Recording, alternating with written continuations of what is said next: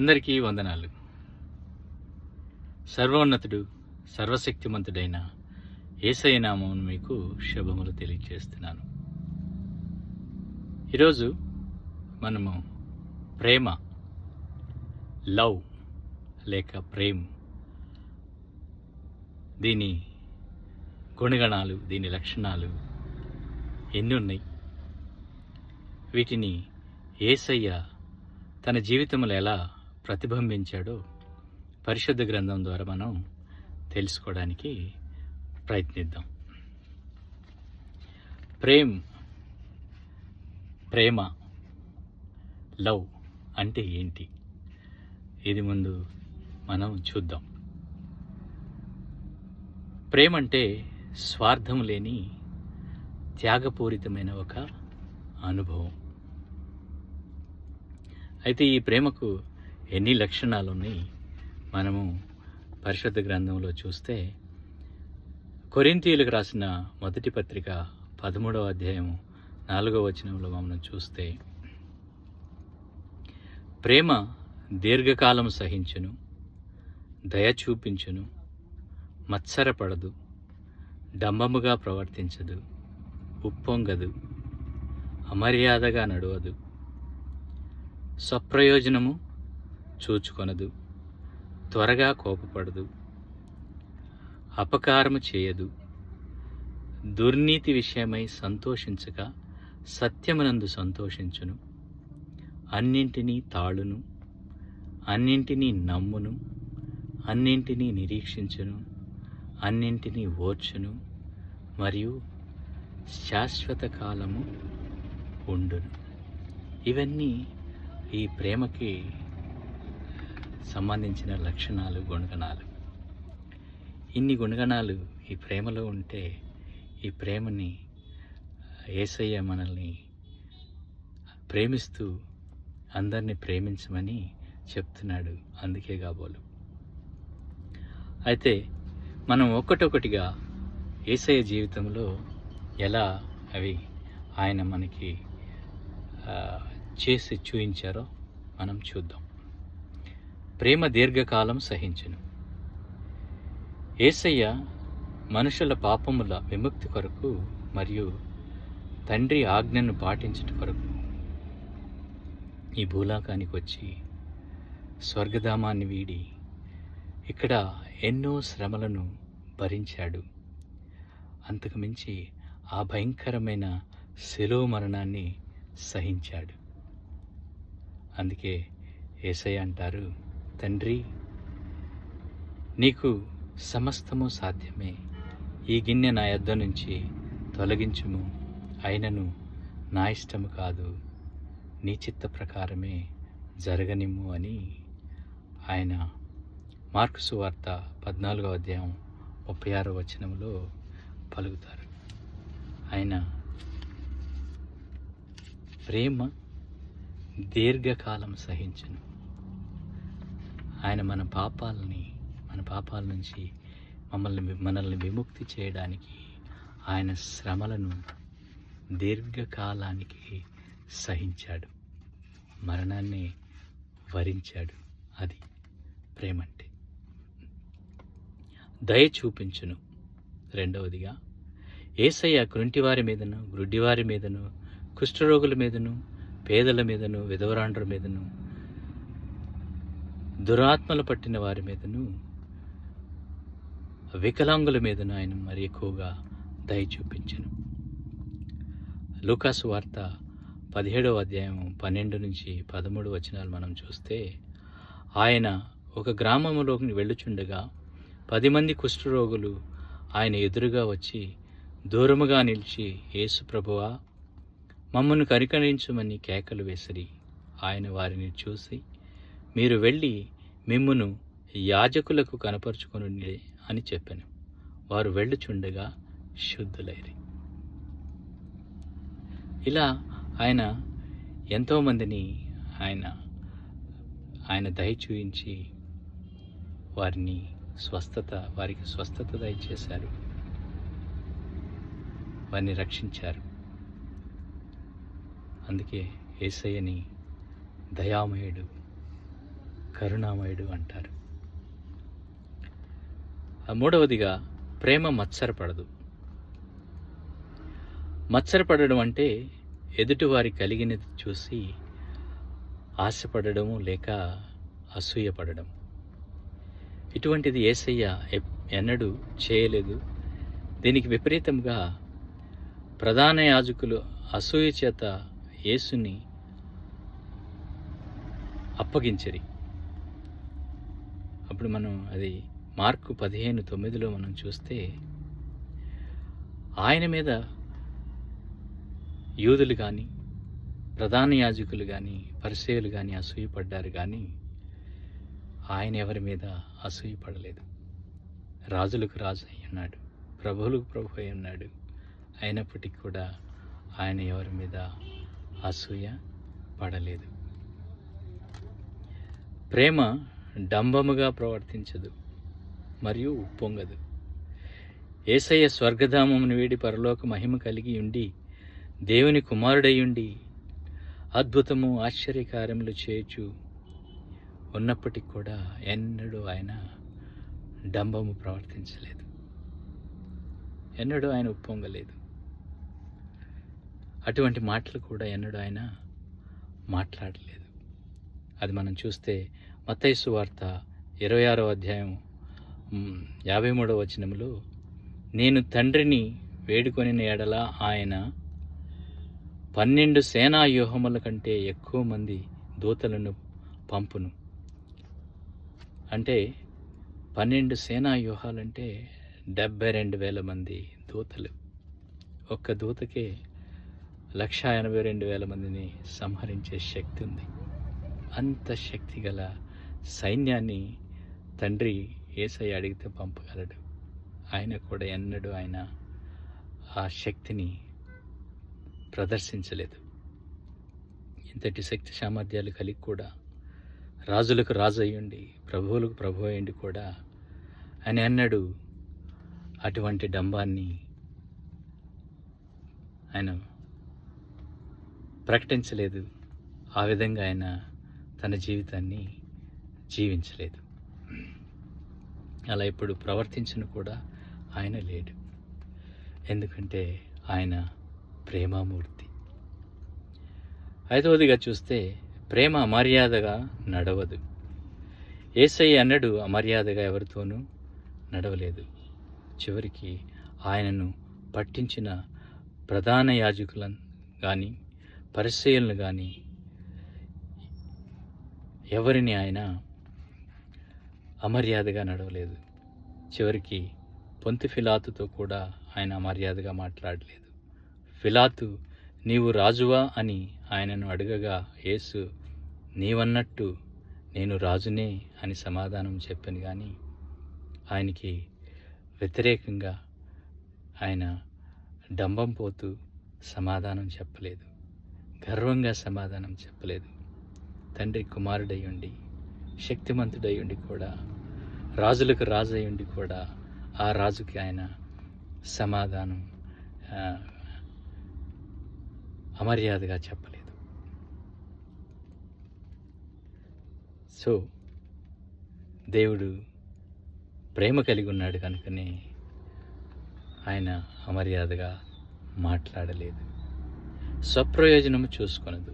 ప్రేమ స్వప్రయోజనము చూచుకొనదు. యేసయ్య తన స్వప్రయోజనము చూచుకొనలేదు కనుకనే మనుషుల కొరకు తన ప్రాణాన్ని పెట్టాడు, పవిత్రమైన రక్తాన్ని చిందించాడు. ఈ భయంకరమైన మరణం నుండి తప్పించుకొనుటకు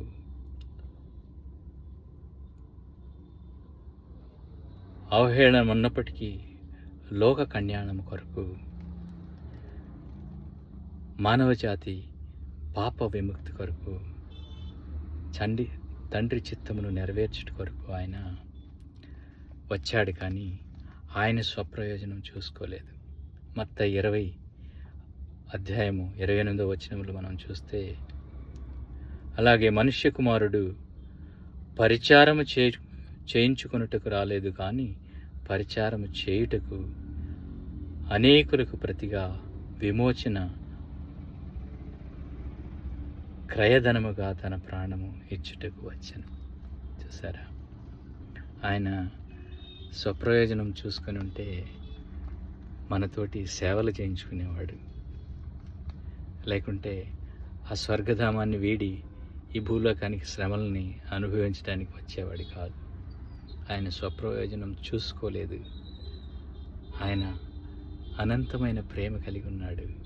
ఆ ప్రేమలో స్వప్రయోజనం లేదు కనుకనే ఆయన మన ఈ భూలోకానికి వచ్చి మనల్ని మన పాపముల నుంచి విముక్తుల్ని చేయడానికి ఈ లోకానికి ఆయన రావడం జరిగింది.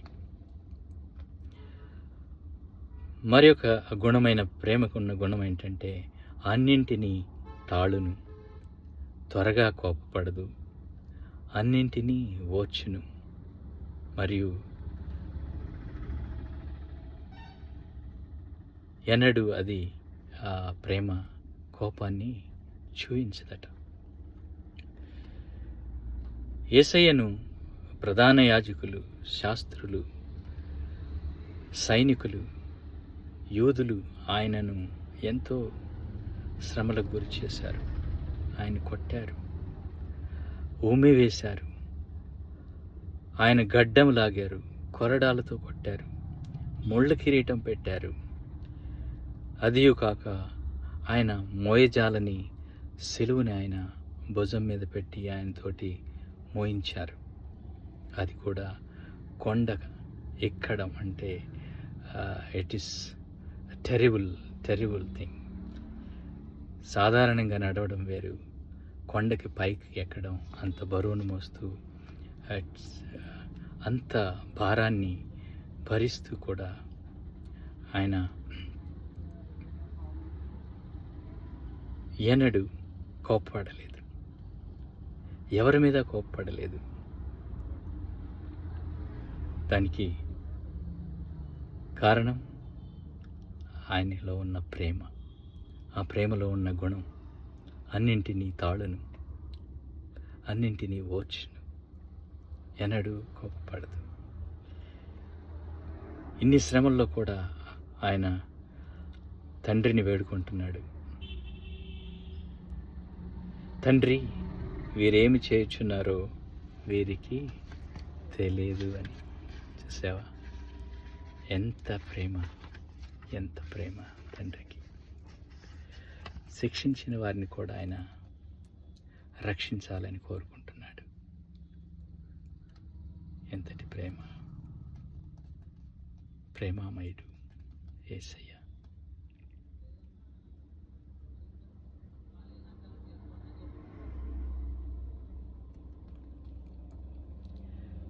ప్రేమకున్న మరో గుణం, దుర్నీతి విషయమై సంతోషించక సత్యమునందు సంతోషించును. యేసయ్య సత్య సంపన్నుడు కనుకనే ఎప్పుడు సత్యమును గూర్చి బోధిస్తూ ఉంటాడు. యోహాను సువార్త 8వ అధ్యాయం 31వ వచనం నుంచి 32వ వచనాల్లో మనం చూస్తే, నా వాక్యమందు నిలిచిన వారైతే నిజముగా నాకు శిష్యులయ్యుండి సత్యమును గ్రహింతురు, అప్పుడు సత్యము మిమ్మును స్వతంత్రులుగా చేయను. అలాగే నేనే మార్గమును, సత్యమును మరియు జీవమునై ఉన్నాను అని దేవుడు సత్యమును గూర్చి, సత్యమునందు విశ్వసించుట గూర్చి, దాని యందు సంతోషించుట గూర్చి మాట్లాడుతున్నాడు. He is happy for the truth.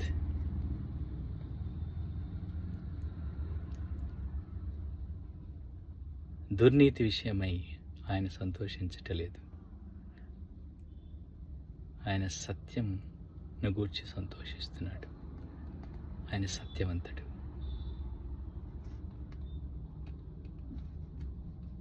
కానీ ప్రేమను కలిగి ఉన్నాడు కనుకనే సత్యాన్ని ప్రకటిస్తున్నాడు. మరొక గుణమైన అన్నింటినీ నమ్మును మరియు నిరీక్షించును. ప్రేమ గుణాలు, ఈ లక్షణాలు యేసయ్య ఎలా మనకి నిరూపిస్తున్నాడో చూద్దాం. యేసయ్య తండ్రి సంపూర్ణముగా తండ్రిని సంపూర్ణముగా విశ్వసించాడు. యేసయ్య మరణించినను 3వ దినమున తండ్రి తిరిగి లేపుతాడని విశ్వసించాడు. అందుకే యేసయ్య అంటారు, నమ్మిన వానికి సర్వము సాధ్యమే. With God all things are possible. మత్తయి 19వ అధ్యాయము 26వ వచనంలో. మనుష్యులకు అసాధ్యమే కానీ దేవునికి సమస్తము సాధ్యమే. అందుకే అంటారు దేవుడు, మీకు ఆవగింజంత విశ్వాసం ఉండిన ఎడల ఈ కొండను చూసి ఇక్కడ నుండి అక్కడికి పొమ్మనగా అది పోవును. మత్తయి సువార్త 17వ అధ్యాయం 20వ వచనం. సో విశ్వసించటం. ప్రేమకున్న ఒక గొప్ప గుణం ఏంటంటే విశ్వసించటం. Believing in him. ఆయన చెప్పిన ప్రతిదీ నమ్మడం, ఆయన మార్గాల్లో నడుచుకుంటూ విశ్వాసంలో స్థిరపడుతూ బలపడుతూ ఆయన రాజ్యంలోకి ప్రవేశించటం. ఇది ప్రేమలో ఉన్న గొప్ప గుణమైనది. యేసయ్య తండ్రిని విశ్వసించాడు. మనము యేసయ్యని విశ్వసించాలి. ఆయన మనకి మార్గము, సత్యము, జీవమని మనం నమ్మాలి. ఆయనే మనకి వారధిగా నిలిచాడని నమ్మాలి. తండ్రి చెంతకి చేర్చగలిగిన ఒకే ఒక మార్గము యేసయ్యే. అది మనం విశ్వసించాలి. అప్పుడు మనం రక్షించబడతాం, స్వర్గంలో ప్రవేశిస్తాం. ప్రేమకున్న ఇంకొక గుణం ఏంటంటే ప్రేమ శాశ్వత కాలం ఉంటుంది. The love lives for ever. It is eternal. దేవుని ప్రేమ అనంతకాలమైనది. మనుషుల ప్రేమ అశాశ్వతమైనది. దేవుని ప్రేమ అనంతకాలమైనది.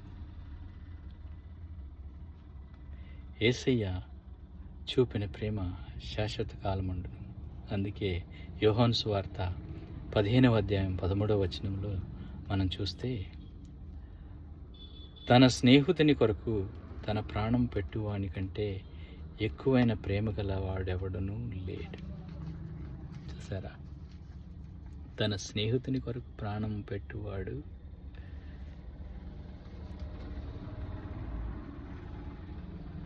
పెట్టువాని కంటే ఎక్కువైన వాడు ఎవడు లేడట. మన కొరకు యేసయ్య తన ప్రాణాన్ని పెట్టి మనల్ని ఆయన మిత్రులు అని సంబోధించాడు. మనం ఆయనకి మిత్రులు అంట. ఆయన తన రక్తాన్ని చిందించి క్రయధనముగా మనల్ని కొన్నప్పటికీ మనల్ని దాసులని ఎన్నడూ ఆయన సంబోధించలేదు. ఎవరైనా ఒకరిని కొనుక్కుంటే వాళ్ళకి ఆ యజమానికి దాసుడవుతాడు. కానీ యేసయ్య మనల్ని తన రక్తాన్ని ఇచ్చి పాపులమైన మనల్ని కొన్నాడు. కొనినప్పటికీ మనల్ని ఆయన దాసులు అని పిలవక మిత్రులు అని సంబోధించాడు. మనకి మంచి మిత్రుడిగా ఉంటూ మన కొరకు తన ప్రాణాన్ని అర్పించాడు. ఒక మంచి మిత్రుడే తన మిత్రుడి కొరకు ప్రాణాన్ని అర్పిస్తాడు. ఈ లోకంలో ఎవరు అలా చేయలేరు. కానీ మనకున్న ఒకే ఒక మంచి మిత్రుడు యేసయ్య ఉన్నాడు. అది ఆయన చేయడానికి కారణం తనలో ఉన్న శాశ్వతమైన ప్రేమ, మన మీద ఉన్న శాశ్వతమైన ప్రేమ. ఆ ప్రేమలో ఉన్న గుణం దేవుడు చూపిస్తూ నిరూపిస్తూ ఆయన రాజ్యంలోకి మనల్ని ఆహ్వానిస్తున్నాడు. అలాగే యోహాను సువార్త 3వ అధ్యాయం 16లో మనం చూస్తే, దేవుడు లోకమును ఎంతో ప్రేమించెను కనుక తన అద్వితీయ కుమారునిగా పుట్టిన వాని యందు విశ్వసించు ప్రతివాడు నశింపక నిత్య జీవం పొందినట్లు ఆయనను అనుగ్రహించాను. చూడండి ఎంత ప్రేమ, ఎంతగా మనల్ని ఆయన ప్రేమిస్తున్నాడో. మనం నశించుట ఆయనకి ఇష్టం లేదు కనుక, మనం నరకంలో పడి అనంతకాలపు అగ్నిలో కాలుట ఆయనకి ఇష్టం లేదు కనుకనే ఆయన తన ప్రియకుమారుని మన కొరకు పంపించి మనల్ని పాపముల నుంచి రక్షించడానికి యేసయ్య తన ప్రాణాన్ని ఇచ్చి తన ప్రేమను ప్రకటిస్తూ ఈ లోకం కొరకు ఆయన రక్తాన్ని చిందించాడు. అదే ఇర్మియా గారు కూడా అంటారు. ఇర్మియా 31:3 చూస్తే, శాశ్వతమైన ప్రేమతో నేను నిన్ను ప్రేమించుచున్నాను కనుక విడివక నీ ఎడల కృప చూపుచున్నాను. అనంతకాలమైన ప్రేమ, అనంతమైన ప్రేమ యేసయ్య మన పట్ల చూపిస్తున్నాడు కనుకనే మనం పాపములు చేసి మనం అతిక్రమాలు, ఆయన ఆజ్ఞలను మీరి మనం నడుస్తున్నప్పటికి కూడా మనల్ని క్షమిస్తూ, మనకు సమయం ఇస్తూ, మనం తిరిగి ఆయన వైపుకు తిరిగి రక్షణలోకి నడుస్తామని ఒక ఆశతో ఎదురు చూస్తూ మన హృదయపు తలుపు దగ్గర నిలబడి ఆయన కొడుతూ మనల్ని పిలుస్తున్నాడు. నా బిడ్డ, నీ కొరకు నేను ప్రాణం పెట్టాను. నిన్ను రక్షించాలని నేను స్వర్గాన్ని వీడి భూలోకానికి వచ్చే శ్రమలను భరించాను. నా వైపుకు తిరుగు, నేను నీ వైపుకు తిరుగుతాను. నీ హృదయ తలుపులు తీయి, నేను నీతో చేరి నీతో ఉంటూ నిన్ను సరైన మార్గంలో నడిపిస్తూ నా రాజ్యంలోకి నిన్ను తీసుకెళ్తానని ఎంతో ఆశగా ప్రతి హృదయం దగ్గర ఆయన, ప్రతి హృదయపు తలుపు దగ్గర ఆయన తడుతూ నిలబడ్డాడు. ఎంత ప్రేమ చూడండి. ఎవరైనా ఇంత ప్రేమ చూపిస్తారా? మనం చీ అంటున్నా కూడా ఆయన మనం కావాలని మన దగ్గరకు వస్తున్నాడు. మనల్ని ఎంతగా ప్రేమించకపోతే ఆయన మన దగ్గరికి వస్తాడు. ఇది ప్రేమలో ఉన్న గొప్పతనం. ఇన్ని గుణగణాలు ఆయనలో నిండి ఉన్నాయి. ప్రేమకున్న ఇన్ని గుణగణాలు ఆయనలో నిండి ఉన్నాయి. అందుకే మనము ఆయన పోలిన జీవితం జీవించాలని దేవుడు మనల్ని కోరుకుంటున్నాడు. ప్రేమకు ప్రతిరూపమైన యేసయ్యను పోలిన జీవితం ప్రతి విశ్వాసి జీవించాలని ఆయన కోరుకుంటున్నాడు.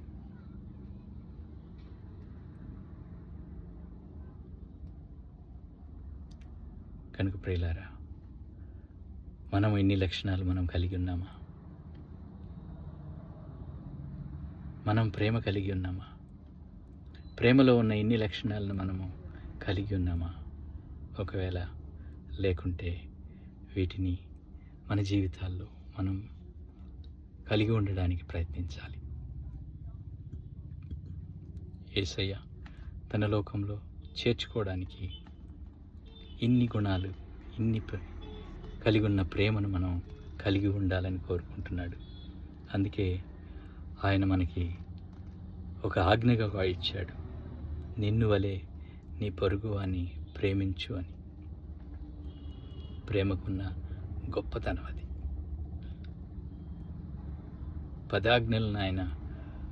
పదాజ్ఞలకి సమానమైన ఒక ఆజ్ఞ ఇచ్చాడు ఆయన. నిన్ను వలె నీ పొరుగు వారిని ప్రేమించు. నీ పొరుగు వారిని ప్రేమించినప్పుడు అన్నింటినీ నువ్వు మర్చిపోతావు.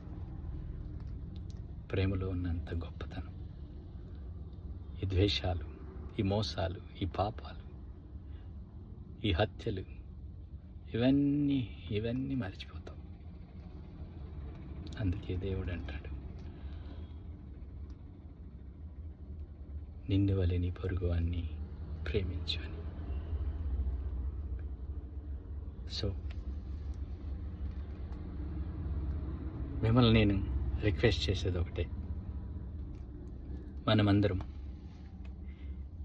యేసయ్య చూపిన ఈ అనంతమైన ప్రేమను మనం